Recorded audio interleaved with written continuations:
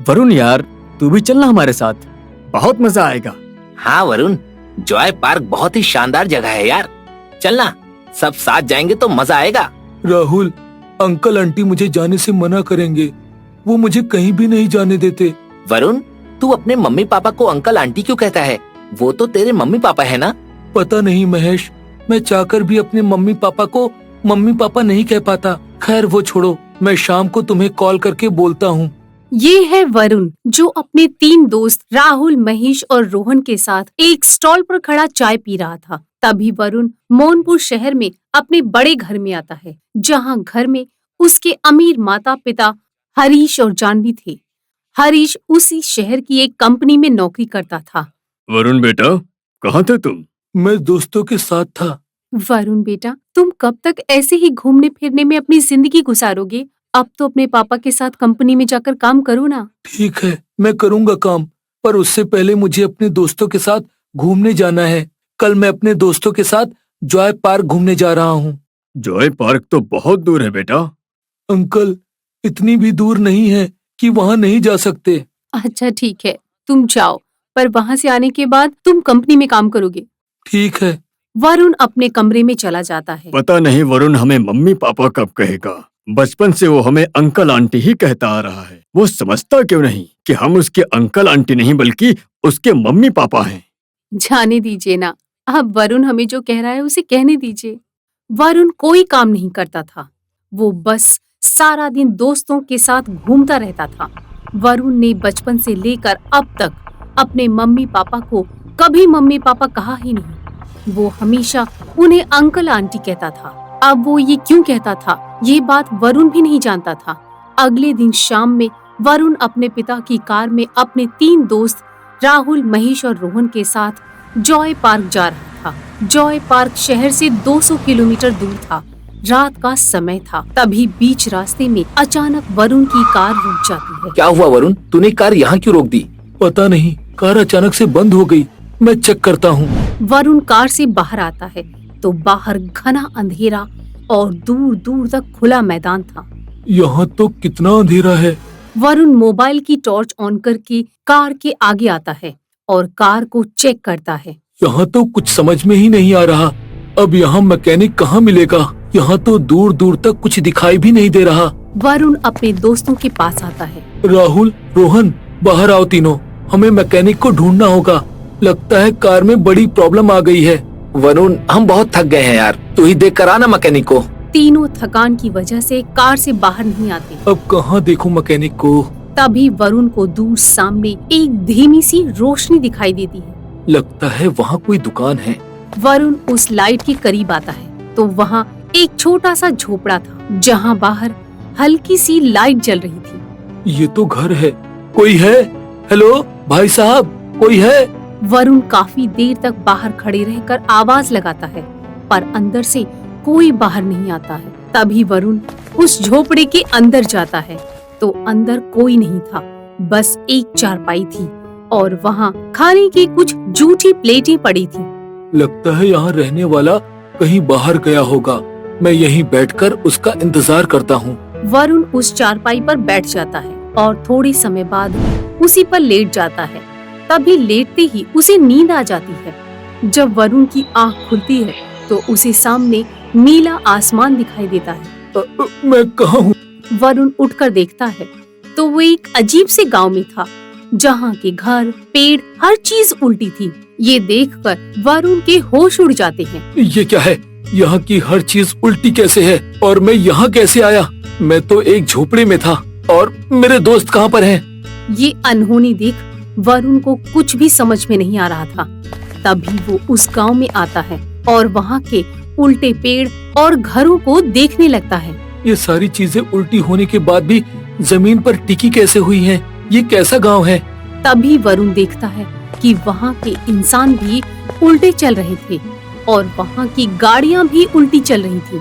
ये क्या? ये गाड़ियाँ, इंसान ऐसे उल्टे कैसे चल रहे हैं? तभी वरुण एक आदमी के पास जाता है जो सड़क पर उल्टा चल रहा था। भाई साहब, ये कौन सा गांव है और यहाँ की चीजें सब उल्टी क्यों हैं? और आप ऐसे उल्टे क्यों चल रहे हो? मुझे नहीं पता, किसी और से पूछ लो। आदमी वहाँ से चला जाता है। तभी वरुण एक बूढ़े आदमी के पास आता है जो सड़क पर बैठा था। अंकल जी, क्या आप मुझे बता सकते हैं ये जगह ऐसी उल्टी क्यों है?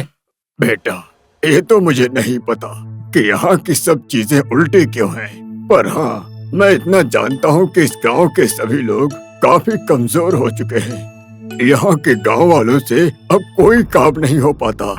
इतना कहते ही बूढ़ा आदमी बेहोश हो जाता है। अरे अंकल, उठिए अंकल।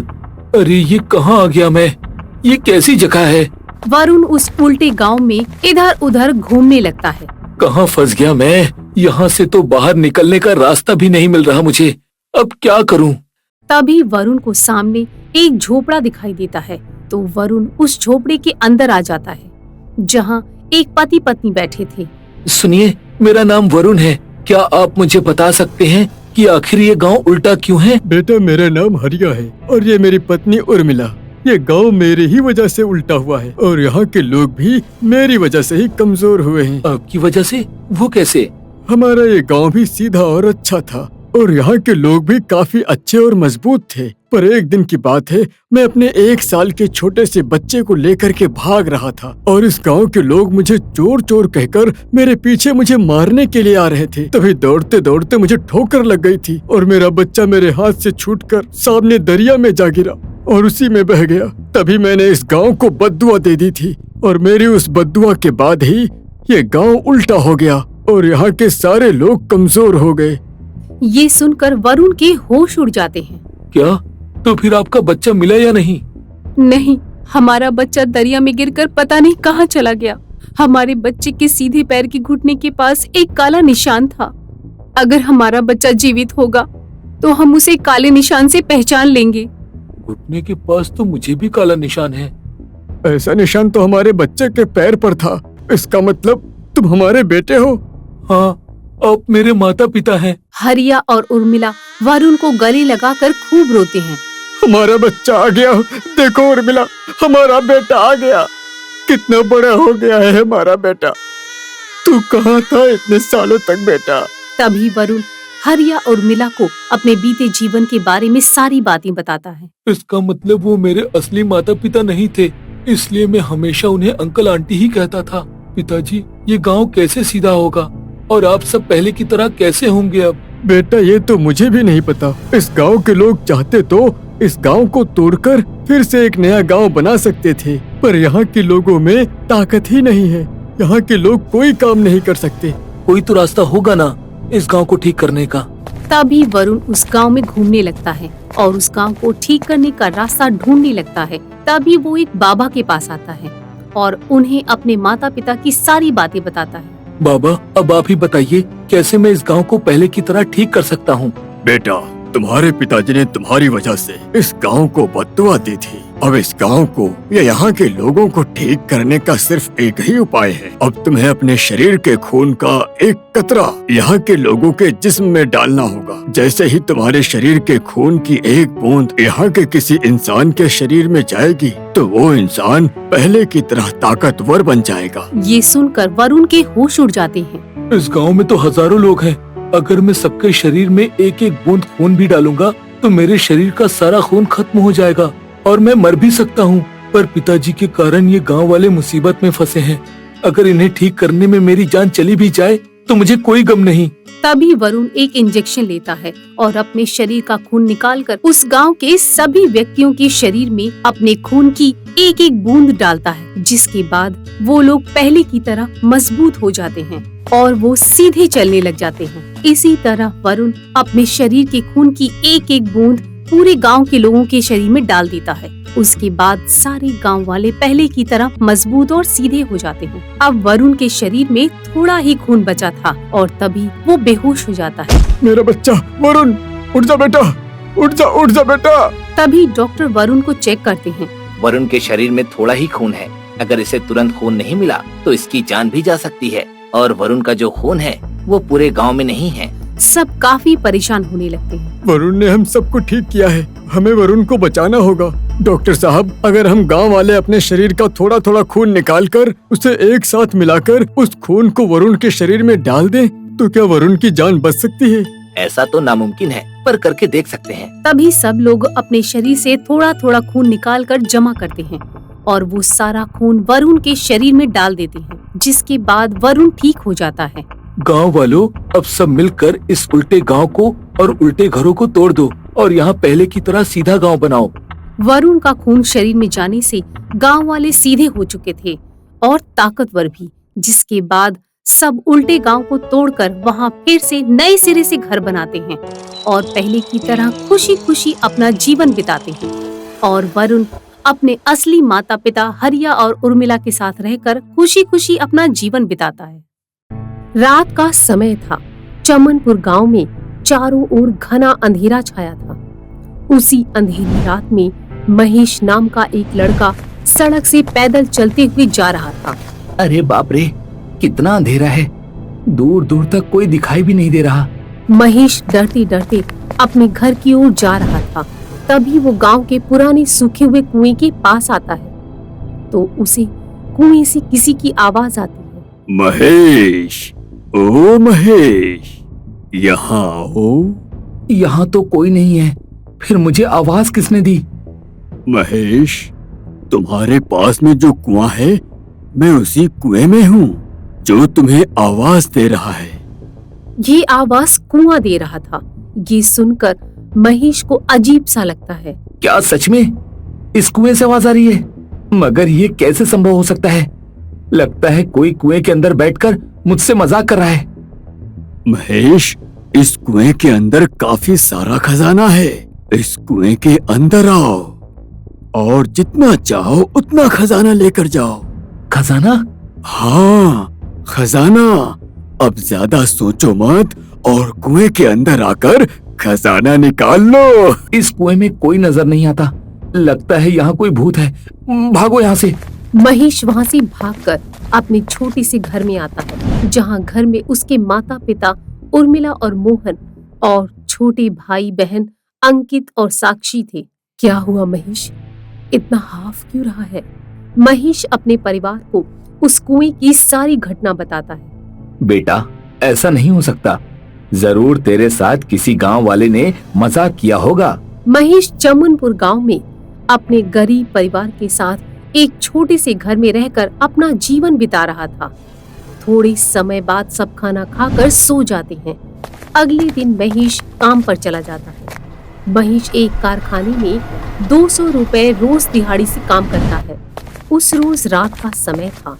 महेश कारखाने से घर की ओर जा रहा था। अब पिताजी की दवाई कैसे लाऊं? मेरे पास तो थोड़े ही पैसे हैं। इन्हीं विचारों में खोया हुआ महेश चलते चलते उसी बोलते हुए कुएं के पास से गुजर रहा होता है। तभी उसे एक बार फिर उस कुएं से आवाज आती है। महेश, ओ महेश, यहाँ आओ।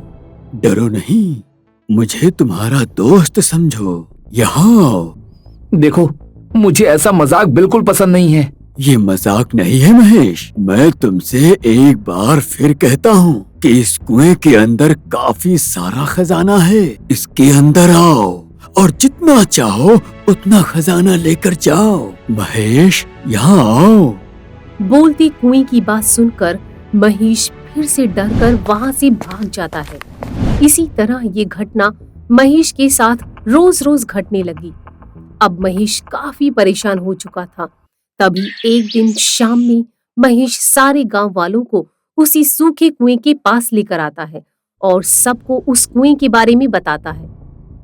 बेटे, गांव वालों को ये सब बताने की क्या जरूरत है? ऐसे कुएं में खजाना वजाना कुछ नहीं होता। पिताजी, अगर इस कुएं से सच में खजाना निकल गया तो सोचिए, हम गांव वालों का जीवन कितना सवर जाएगा। हमारे पूरे गांव की गरीबी दूर हो जाएगी। महेश बेटा, हम तेरे साथ हैं। हम सब मिलकर इस कुएं में खुदाई करके देखेंगे। अगर इस कुएं से सच में खजाना निकल गया तो हम तो माला माल हो जाएंगे। खजाने की लालच में आकर सारे गांव वाले उस कुएं के अंदर खुदाई करने लगते हैं। सब लोग मिलकर उस गहरे कुएं को और खोदने लगते हैं। थोड़ी समय बाद वहाँ एक बुजुर्ग बाबा आते हैं।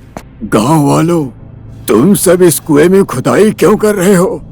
बाबा, इस कुएं में खजाना है, इसलिए हम कुएं में खुदाई कर रहे हैं। क्या इस कुएं के अंदर खजाना है? नहीं गांव वालों, ऐसा लालच मत करो। मुझे डर है कि खजाने के लालच में कहीं तुम सब कोई बहुत बड़ी मुसीबत में ना फंस जाओ। वो बुजुर्ग बाबा सबको कुएं में खुदाई करने से रोकते हैं, पर कोई उनकी एक नहीं सुनता। तभी बाबा वहाँ से चले जाते हैं। थोड़े समय बाद खुदाई करते करते अचानक कुएं के अंदर से तेज रोशनी बाहर आती है। अंदर कुएं में खुदाई कर रहे लोग जब अचानक देखते हैं तो सामने एक सोने का बड़ा सा दरवाजा था, जिसे देख सब बहुत खुश हो जाते हैं। ये देखो, खजाना मिल गया, हमें खजाना मिल गया। हे खजाना मिल गया, हे हम माला माल हो गए। ठहरो, अभी हमें खजाना नहीं मिला है, अभी सिर्फ ये दरवाजा दिखा है। हाँ तो हम सब इस दरवाजे को खोल कर देखते हैं, शायद इसके अंदर और खजाना हो। फिर सब उस दरवाजे को खोलते हैं और देखते हैं कि दरवाजे के पार एक खूबसूरत सा सोने का शहर है। अरे यहाँ तो सोने का शहर है। अरे सब जल्दी आओ यहाँ। सारे गांव वाले एक एक करके कुएं के अंदर आकर उस दरवाजे के अंदर जाते हैं, जहां एक बड़ा सा सोने का शहर था। सोने के शहर में घर, गुड़िया, पेड़ पौधे, पत्थर सब कुछ सोने के बने थे। सोने की शहर को देखकर सभी गांव वाले दंग रह जाते हैं। अरे बाप रे, ये तो पूरा शहर ही सोने का है। यहाँ तो सब कुछ सोने का ही है। इतना सारा खजाना, क्या अब ये सारा हमारा है? सोने के शहर को देखकर सभी काफी खुश होने लगते हैं और सब वहाँ की सोने की चीजों को हाथ लगाकर देखने लगते हैं। तभी महेश पीछे मुड़कर देखता है तो वो दरवाजा और कुआं वहाँ से गायब हो चुका था। अरे वो दरवाजा और कुआं कहाँ गया, जहाँ से हम आए थे? सब चारों ओर देखने लगते हैं तो वहाँ वो दरवाजा था ही नहीं। कहाँ गया हमारे गांव जाने का रास्ता? अब हम वापस कैसे जाएंगे? ऐसा कैसे हो सकता है, वो रास्ता तो यही था। अचानक अपने दरवाजे को गायब होता देख सब घबराने लगते हैं। अब हम अपने गांव वापस कैसे जाएंगे? चलिए हम इस शहर में देखते हैं, शायद हमें कोई रास्ता मिल जाए। सब मिलकर उस सोने के शहर में घूमते हुए रास्ता ढूंढने लगते हैं। सोने के शहर में सभी चीजें सोने की थीं, मगर वहाँ एक भी इंसान नहीं था। कमाल है, इस शहर में एक भी इंसान नहीं है। मुझे बहुत जोर की प्यास लगी है, पर यहाँ तो चारों ओर सोना ही सोना है। यहाँ पानी कहाँ होगा? पानी होगा तो भी कौन देगा? यहाँ तो सब घर के दरवाजे भी बंद हैं और दरवाजों पर तो सोने के ताले भी लगे हुए हैं। ये हम कैसे शहर में आ गए? यहाँ तो ना पानी दिखाई दे रहा है और ना ही कोई खाना। अब क्या करें? अगर हमें वापस अपने गांव जाना है तो सबसे पहले हम सबको जीना होगा और जीने के लिए खाना होगा। तो अब हम क्या करें सरपंच जी? हमें खाने की तलाश करनी होगी। फिर सब मिलकर सोने के शहर में खाना और पानी की तलाश में निकल पड़ते हैं, पर काफी समय तक घूमने के बाद भी उन्हें न खाना मिलता है और न ही पानी।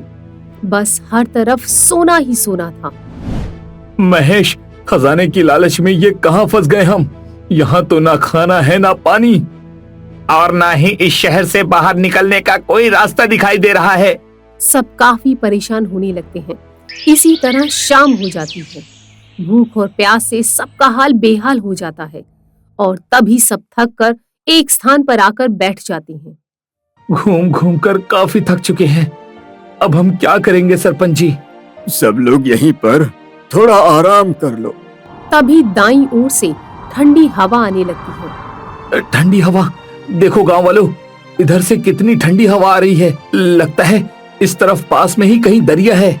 सब तेजी से दौड़ते हुए जाते हैं तो सामने एक छोटा सा तालाब था, जहाँ बहुत सारा पानी था। अरे वाह, पानी! सब तालाब के पास जाकर वहाँ का पानी पीने लगते हैं, जो काफी कड़वा था। ये पानी तो बहुत कड़वा है, मगर प्यास की तलब में सब लोग उस तालाब के कड़वे पानी को भी पीने लगते हैं। देखो, जब यहाँ पानी है तो यहाँ खाना भी जरूर होगा। हाँ, हमें यहीं कहीं खाना मिल सकता है। चलो खाना ढूंढो। सब दो दो आदमी के ग्रुप में अलग अलग दिशा में जाकर खाने की तलाश करने लगते हैं, पर किसी को भी खाना नहीं मिलता। इसी तरह खाने की तलाश में 2 दिन बीत जाते हैं, पर अब तक किसी को भी खाना नहीं मिला था। सब उस दरिया के पानी को पीकर ही अपनी भूख और प्यास को मिटाने लगते हैं। अब खाना ना होने की वजह से सबका हाल बेहाल हो चुका था। हम कब तक यहाँ रहकर ये कड़वा पानी पीते रहेंगे? भूख की वजह से हमारा हाल बेहाल हो रहा है। अगर हम ऐसे ही भूखे रहें तो हम सब मर जाएंगे। अब तो खाना ढूंढने के लिए भी हम में हिम्मत नहीं बची है। इस तरह 2 दिन और बीत जाते हैं। लगातार 4 दिन तक भूखे प्यासे रहने की वजह से सबकी हालत बहुत ही ज्यादा खराब हो जाती है। सब काफी कमजोर हो जाते हैं। किसी से अब खड़ा भी नहीं हुआ जा रहा था। मुझे कुछ खाने को दे दो। बहुत जोरों की भूख लगी है। भूख के कारण हम कितने कमजोर हो चुके हैं। लगता है अब हमारा अंतिम समय आ चुका है। भूख की तड़प में सबको उस सोने के शहर में अपनी मौत नजर आ रही थी। सब उस दरिया के पास इधर से उधर बिखरे पड़े थे। किसी से ना बैठा जा रहा था और ना ही खड़ा हुआ जा रहा था। सब काफी ज्यादा कमजोर हो चुके थे। तभी उसी दरिया के अंदर से वही बुजुर्ग बाबा बाहर आते हैं जो गांव वालों को उनके गांव में मिले थे। आलोक निरंजन, बाबा, आप मैंने तुम लोगों से पहले ही कहा था कि खजाने के लालच में ऐसा मत करो। अब देखो तुम सब कितनी बड़ी मुसीबत में फंस चुके हो। बाबा, हमसे भूल हो गई। कृपा करके हमें इस सोने के शहर से बाहर निकाल दीजिए। ये मेरे बस की बात नहीं है बाबा। कोई तो रास्ता होगा। सोने के शहर से बाहर निकलने का एक ही रास्ता है, मगर क्या तुम वो रास्ता ढूंढ पाओगे? आप रास्ता बताइए बाबा। हम जान की बाजी लगाकर भी उस रास्ते को ढूंढ निकालेंगे। ठीक है तो सुनो, इस शहर के किसी एक घर पर एक लकड़ी का दरवाजा लगा हुआ है। वही दरवाजा तुम्हारे गांव जाने का रास्ता है। मतलब कि अगर हम उस लकड़ी के दरवाजे को ढूंढ लेंगे तो हम सब अपने गांव वापस जा सकते हैं। हाँ, मगर याद रहे शहर के सारे दरवाजे सोने के हैं और उन सोने के दरवाजों में से तुम्हें वो लकड़ी का दरवाजा तलाश करना होगा। बाबा, आपकी कृपा रही तो हम उस दरवाजे को जरूर ढूंढ निकालेंगे। तथास्तु। इतना कहते ही बाबा वहाँ से गायब हो जाते हैं। इतने बड़े शहर में हम उस लकड़ी का दरवाजा कहाँ ढूंढेंगे? हाँ, यहाँ तो हर घर पर सोने के दरवाजे लगे हैं। मुझ में तो चलने फिरने की ताकत ही नहीं है। मैं भला दरवाजा कैसे ढूंढ पाऊंगा? मुझसे तो खड़ा ही नहीं हुआ जा रहा है। मैं भी दरवाजा नहीं ढूंढ पाऊंगा। 4 दिन से भूखे गांव वाले कमजोरी की वजह से ना चल पा रहे थे और ना ही बैठ पा रहे थे। तभी सरपंच कहता है, देखो, मरने से पहले जीने की उम्मीद मत छोड़ो। जीने के लिए आखिरी सांस तक हमें लड़ना चाहिए। सरपंच की बात सुनकर सब में हिम्मत आ जाती है। सब गिरते पड़ते एक एक करके सोने के शहर के हर घर के दरवाजे के पास जाकर दरवाजे को घिसकर देखने लगते हैं, मगर उन्हें लकड़ी का दरवाजा नहीं मिलता और यूं ही एक दिन और बीत जाता है। अब गांव वालों की हालत बद से बदतर हो जाती है। सब उस सोने के शहर में इधर से उधर जमीन पर बिखरे पड़े अपने जीवन की आखिरी सांसें ले रहे थे। अब तक किसी को भी वो लकड़ी का दरवाजा नहीं मिला था। पिताजी, अब मुझसे बर्दाश्त नहीं हो रहा। लगता है मेरी जान निकलने वाली है। महेश बेटा, लगता है तुमसे पहले मेरी जान निकल जाएगी। सबकी हालत खराब देखकर महेश भगवान से प्रार्थना करता है, हे भगवान, मुझे शक्ति दीजिए कि मैं उस लकड़ी के दरवाजे को ढूंढ निकालूं। महेश की प्रार्थना जैसे भगवान ने सुन ली हो, ऐसे ही एक चमत्कार होता है। महेश हिम्मत करके एक सोने के घर के पास आता है और घर के दरवाजे को घिसने लगता है तो उसका पॉलिश निकलने लगता है और वो एक लकड़ी का दरवाजा होता है। देखो भाइयों, वो लकड़ी का दरवाजा मिल गया। ये सुनकर सब बहुत खुश हो जाते हैं। तभी महेश एक सोने की वस्तु से उस दरवाजे पर लगे ताले को तोड़कर एक एक करके अपने गांव वालों को उस दरवाजे के अंदर भेजता है। मगर सारे गांव वाले जैसे ही दरवाजे से बाहर निकलते हैं वैसे ही एक अजीब सी जगह पर पहुंच जाते हैं जहां हर कदम पर लाशें ही थीं। ये हम कहाँ आ गए? क्या बाबा ने हमसे झूठ बोला था? सब सोच ही रहे थे, तब लाशों के बीच में से किसी के कराहने की आवाज आती। मुझे बचाओ, कोई बचाओ मुझे। आवाज सुनकर सब उस आदमी के पास जाते। भाई, हम सब अपनी जान बचाने के लिए यहाँ आए हैं। हम तुम्हारी जान कैसे बचा सकते हैं? पानी, कोई मुझे पानी पिलाओ। भाई, हम सब कई दिनों से भूखे प्यासे हैं। हम तुम्हें पानी कहाँ से लाकर दें? तभी वो बीमार आदमी कहता है, देखो, उत्तर दिशा में एक अमृत झरना बहता है। अगर तुम वहाँ से पानी लाकर मुझे पिलाओगे तो मेरी जान बच सकती है। बीमार की गुहार सुनकर महेश अपने पिता से कहता है, पिताजी, मरना तो हम सबको है, पर मरते मरते मैं अगर इसकी जान बचा पाया तो मुझे बहुत खुशी होगी। हाँ बेटा, जाओ अपने कर्तव्य का पालन करो। जैसे तैसे करके महेश उस अमृत झरने के पास पहुंच जाता है। पानी लाकर उस बीमार आदमी को पिलाकर उसकी जान बचाता है। मेरी जान बचाने का शुक्रिया। अब बताओ, मैं तुम्हारी क्या मदद कर सकता हूँ? सोने की लालच में हम लोग यहाँ तक आ गए हैं, मगर अब हमें पता चल गया है कि लालच बुरी बला है, पर अब पछताए का जब चिड़िया चुग गई खेत। ये सुनते ही वो बीमार आदमी रूप बदलकर बाबा बन जाते हैं। बाबा आप? बाबा आप? बाबा आप? हाँ, मैं तुम्हारी परीक्षा ले रहा था। परीक्षा? हाँ, परीक्षा। ये सब लाशें देख रहे हो? ये सब लाशें लालची लोगों की हैं। ये लोग भी सोने के लालच में यहाँ पर आए थे, मगर किसी ने बीमार आदमी की मदद नहीं की। पर तुम लोगों ने खुद की जान संकट में होने के बाद भी एक बीमार आदमी की मदद की, इसलिए मैं तुमसे अति प्रसन्न हूँ। अब मैं तुम्हें बाहर जाने का रास्ता जरूर बताऊंगा। फिर बाबा चमत्कार से एक दरवाजा प्रकट करते हैं। अब सभी एक एक करके इस दरवाजे से अपनी दुनिया में जा सकते हो। जैसे ही गांव वाले उस दरवाजे से बाहर निकलते हैं तो उस कुएं के पास आ जाते हैं। देखो गांव वालों, हम अपने गांव आ गए हैं। हाँ, हम अपने गांव वापस आ चुके हैं। हम जान बचाकर अपने गांव तो आ गए, मगर कसम खाओ कि आज के बाद हम कभी भी लालच नहीं करेंगे, क्योंकि लालच बहुत बुरी बला है। अब जो हुआ सो हुआ।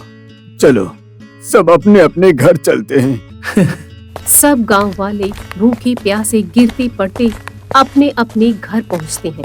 फिर घर जाकर भूखे शेर की तरह खाना खाने लगते हैं। उसके बाद उस कुएं को हमेशा हमेशा के लिए बंद कर दिया जाता है। आपको हमारा ये वीडियो पसंद आया हो तो प्लीज हमारे चैनल को सब्सक्राइब कीजिए और हाँ, वीडियो को लाइक और शेयर करना मत भूलना। धन्यवाद।